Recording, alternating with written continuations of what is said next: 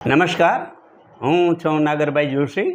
ભગવતી જ્યોતિષ કાર્યાલયમાં જ્યોતિષ માર્ગદર્શન માટે તમારા બધાનું સ્વાગત છે.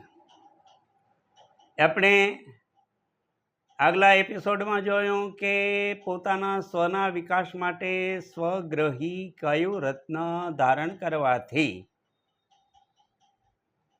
પોતાના તનથી માંડીને ખર્ચ સુધીના ભાવને અસર કરે અને શુભ પરિણામ આપે એવો નંગ એટલે કે પોતાનો જન્મ લગ્નના અધિપતિનું રત્ન.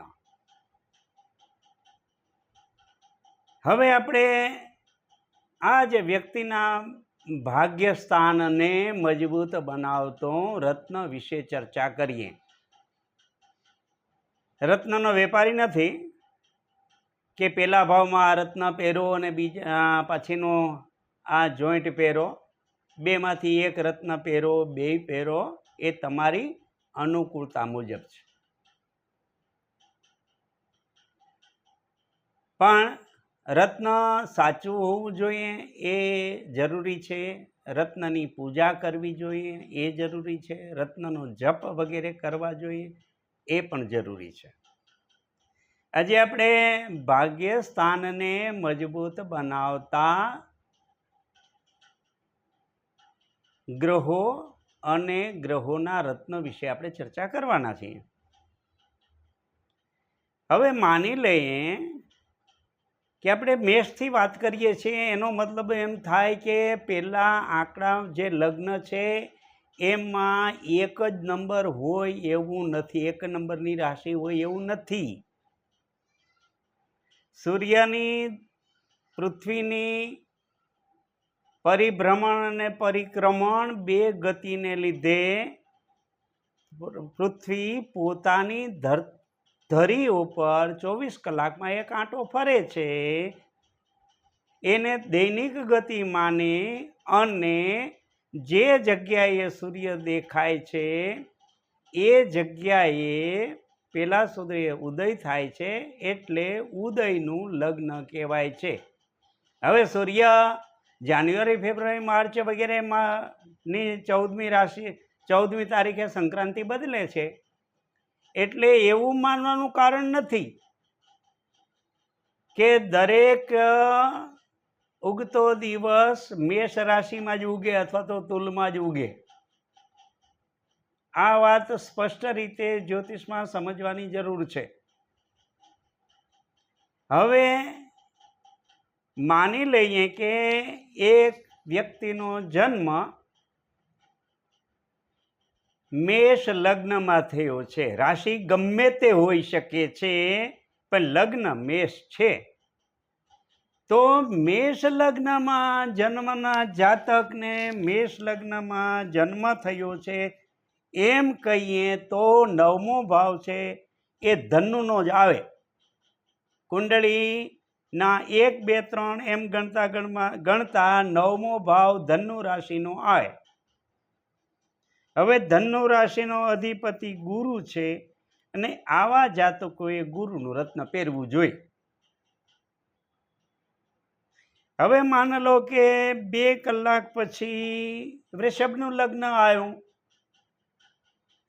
અને આ જાતકને ભાગ્ય રત્ન નિર્ણય કરવાની જવાબદારી આવી તો 2 નંબરથી 9મું ખાનું મકરનું આવે ભાઈ. અને મકરનો અધિપતિ અથવા તો મકર રાશિનો માલિક એ શનિ છે. તો આવા જાતકે વૃષભ લગ્નમાં જન્મેલા જાતકને માટે શનિનું રત્ન બહુ જ ફાયદો કરશે. ત્યાર પછી 3 નંબરનું લગ્ન ઉદય થાય છે 2 કલાક પછી, તો ત્યાં મિથુનનું લગ્ન શરૂ થઈ જાય છે અને મિથુનથી ભાગ્યસ્થાન કુંભ લગ્ન 9મું ઘર છે.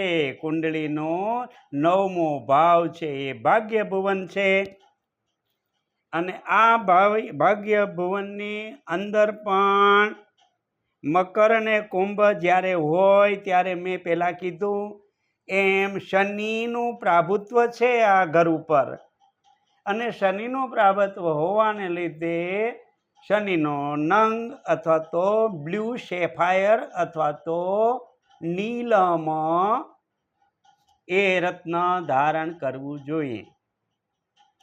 ત્યાર પછીનું કર્કનું લગ્ન શરૂ થઈ ગયું હોય તમારી કુંડળીમાં, ચોગડાથી 4 નંબરથી તમારી કુંડળી બની હોય, જન્મ કુંડળી, લગ્ન કુંડળી, જે પેલી કુંડળી બનાવે છે જ્યોતિષીઓ, તે એમાં જો 4 નંબર હોય તો 4 નંબરને ભાગ્યસ્થાન મીનનું બને છે, અને મીનનો અધિપતિ ગુરુ છે, અને ગુરુનું રત્ન પોખરાજ છે. તો પોખરાજ પહેરવાથી આવા જાતકોનો ભાગ્યનો વિકાસ થાય છે. ત્યાર પછી સિંહ લગ્નમાં જન્મ થયો એટલે 5 નંબર છે, લગ્ન રાશિમાં 5 નંબર છે.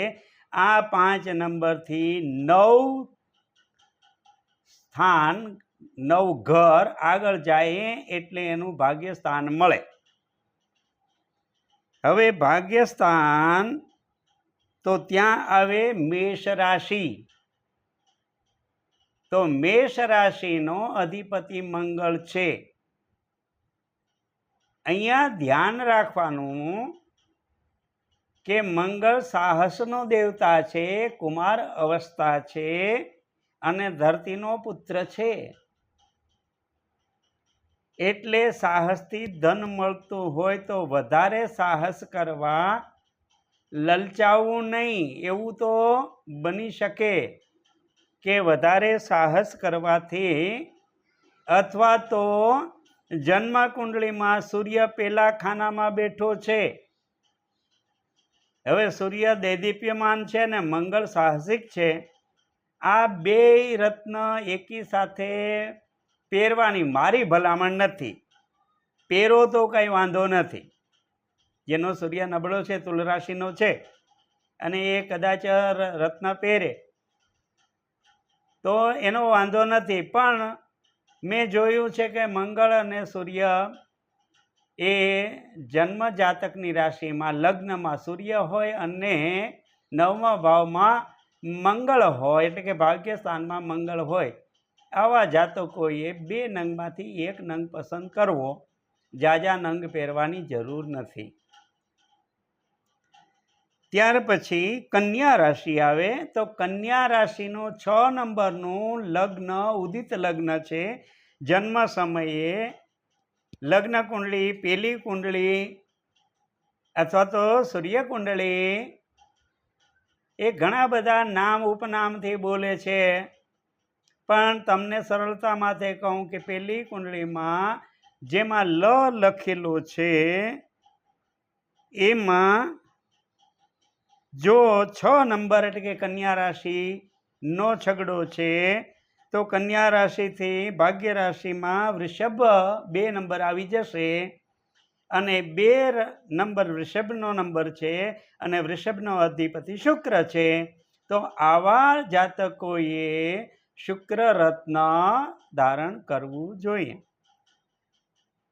ત્યાર પછી તુલા રાશિ. તો તુલા રાશિના જાતકે તો પોતાના વિકાસ માટે શુક્ર પહેરવાનું મેં કીધું જ છે, પણ બૌદ્ધિક વિકાસ, વાણી વિકાસ, વ્યવહાર વિકાસ અને પોતાના સંબંધોનો વિકાસ એ કરવા માટે બુદ્ધનું પન્ના પહેરવું જોઈએ.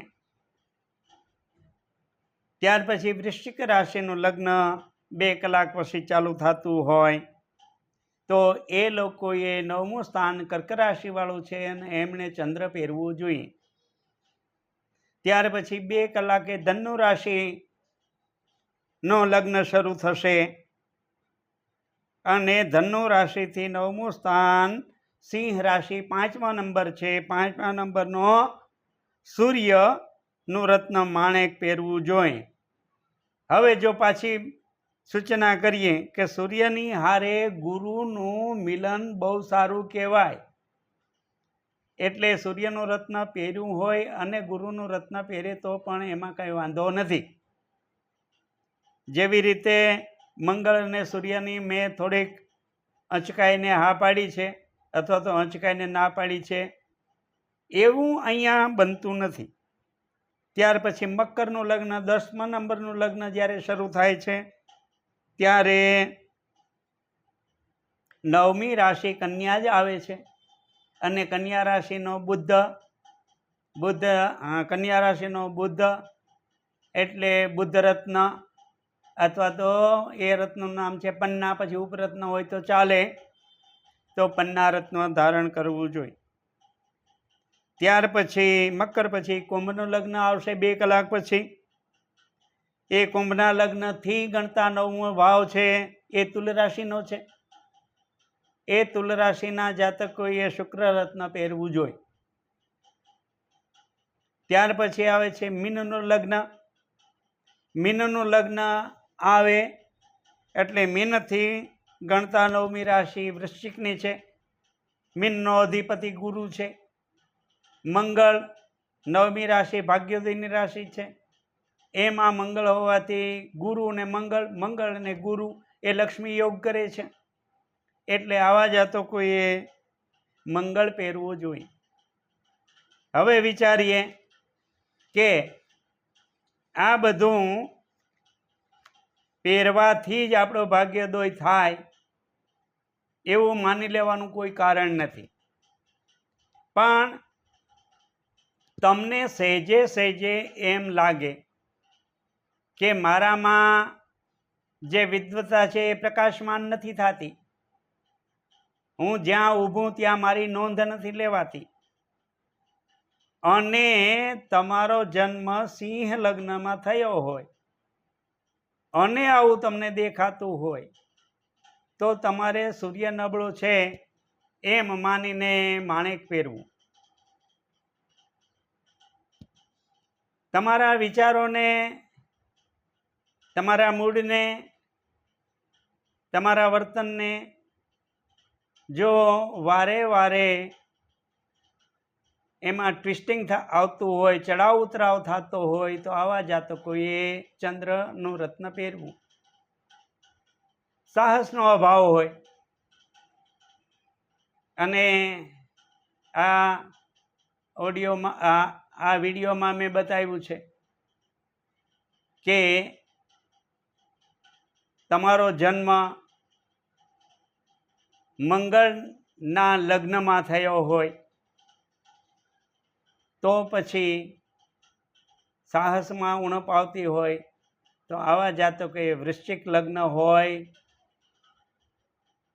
કે મેષ લગ્ન હોય,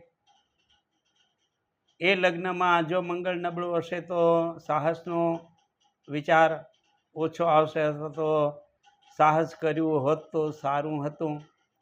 આવા વિચારવાળાએ ધ્યાન તો એ આપવું કે પોતાના લગ્નનો અધિપતિ અથવા તો ભાગ્યનો અધિપતિ રત્ન પહેરવું જોઈએ. બુદ્ધ ગ્રહ છે એ વાણી, લેખન, કલા, વ્યવહાર, વેપાર, સંબંધો આ બધું નિભાવવામાં જ્યાં ઉણપ લાગતી હોય અને ભાગ્યના સ્થાનમાં જે રાશિ હોય જે બુદ્ધ પ્રભાવી હોય તો આવા લોકોએ બુદ્ધનું રત્ન પહેરવું. ભાગ્યસ્થાનની રાશિઓ ધનુ અને મીન હોય તો આવા લોકોએ પોતાની વિદ્વતા ઢંકાઈ જતી હોય, પોતાને એમ લાગતું હોય કે મારું માર્ગદર્શન સમાજને ઉપયોગી નથી થતું, હું નિસ્વાર્થ સલાહ આપું તો પણ માનતા નથી, આવું થતું હોય, અથવા તો હું લાભની વાત કરું છું પણ સામે વ્યક્તિ અથવા તો સમાજને સમજાતી નથી, આવું થતું હોય તો એણે ગુરુનું રત્ન ધારણ કરવું જોઈએ. મોટે ભાગે વેપાર ઉદ્યોગ એ ગુરુના પ્રભાવ હેઠળ હોય, બુદ્ધના પ્રભાવ હેઠળ હોય અને સૂર્યના પ્રભાવ હેઠળ હોય. આવા લોકોએ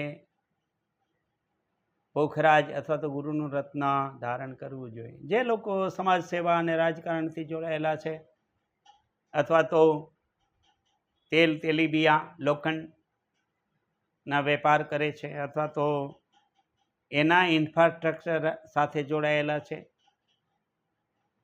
તો આવા લોકોએ શનિનો રત્ન પહેરવું જોઈએ. અને શનિનો રત્ન નીલમ છે અને નીલમ પહેરવાથી પણ સમાજમાં સ્થાન અને પ્રતિષ્ઠા બને છે. અત્રે યાદ રાખવું જોઈએ કે આપણે કોઈ પણ રત્ન પહેરીએ છીએ તો એ રત્નનો પ્રયોગ 15 દિવસમાં તમને એ રત્ન રાખવાથી ખ્યાલ આવી જાય કે આ રત્ન મને નુકસાન નથી કરતું. એ ઓબ્ઝર્વેશનમાં તમારી રીતે તમારું ઓબ્ઝર્વેશન કરો અને ઓબ્ઝર્વેશન કરી અને પછી એ નંગને તમારે ધારણ કરવું જોઈએ. ઘણી વખત જન્મ જાતકનું લગ્ન આપણે 2 કલાક બોલીએ છીએ, 12 લગ્ન પૂરા થાય અને આખો રાશિચક્ર પૂરું થઈ જાય. પણ ઘણી વખત એવી દ્વિધા થાય કે એક લગ્ન પૂરું થાય છે એ તો માઇક્રો સેકન્ડમાં થઈ જાય છે. છેલ્લી તો માઇક્રો સેકન્ડ છે, છેલ્લામાં છેલ્લી ક્ષણો તો માઇક્રો છે. હવે આપણે નક્કી નથી કરી શકતા કે જન્મનું લગ્ન મેષનું છે કે વૃષભનું છે, વૃષભનું છે કે મિથુનનું છે, મીનનું છે કે કુંભનું છે.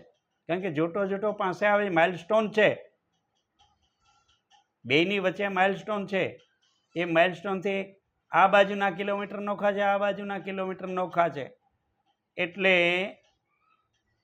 આપણે જન્મ લગ્ન એ તમારું માઇલસ્ટોન છે અને એ માઇલસ્ટોનને મુજબ ઘણી વખત 10 મિનિટ ને 15 મિનિટ ફેરવાળા પણ કુંડળી બનાવી નાખતા હોય છે. એમાં જ્યોતિષીનો કોઈ દોષ નથી. તમે જે સમય બોલો એ પ્રમાણે કુંડળી બની જાય અને પછી થોડા વર્ષ પછી પાછા જાઓ અને જ્યોતિષને બીજો ટાઈમ કહો, લગ્ન ફરી ગયેલું હોય અથવા તો લગ્ન અંશ પણ ફરી ગયેલા હોય. એટલે રત્ન નક્કી કરતાં પહેલાં કોમ્પ્યુટરથી કુંડળી તમે જોઈ લો અથવા તો કોઈ સારા જ્યોતિષનું માર્ગદર્શન લઈ અને લગ્ન અને 9મો ભાવને ક્લિયર કરો, પછી રત્ન ધારણ કરો. અસ્તુ. ધન્યવાદ.